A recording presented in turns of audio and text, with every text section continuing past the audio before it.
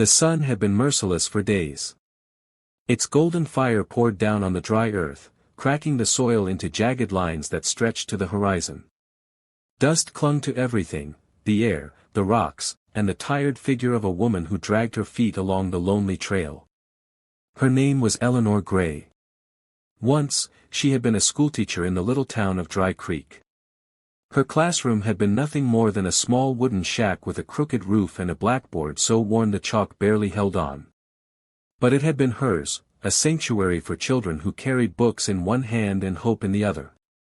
Then the drought came. The fields dried, cattle died, and families left. Parents could no longer afford to send their children to school. Eleanor's wages, meager as they were, disappeared with the townsfolk. Soon she found herself hungry, her classroom empty, her dreams fading like the evening light. Still, Eleanor was stubborn. She believed knowledge was a fire that could not be snuffed out by poverty. For weeks she stayed, teaching whoever would come.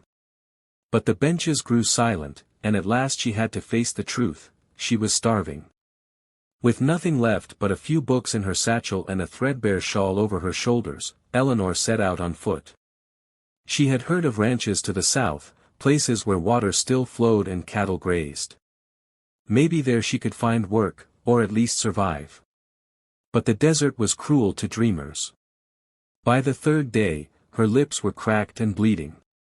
By the fifth, her shoes had worn to nothing, her feet blistered and raw.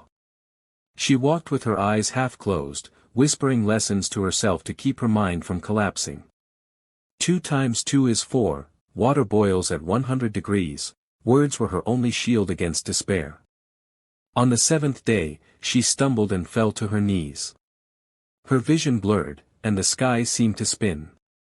She clutched her satchel to her chest as though it were a lifeline. "This isn't where I end," she whispered hoarsely. "Not here, not yet." But her body betrayed her. With the strength of a candle flame flickering in the wind, Eleanor tried to rise, and failed. The world turned black as she collapsed face first into the dust.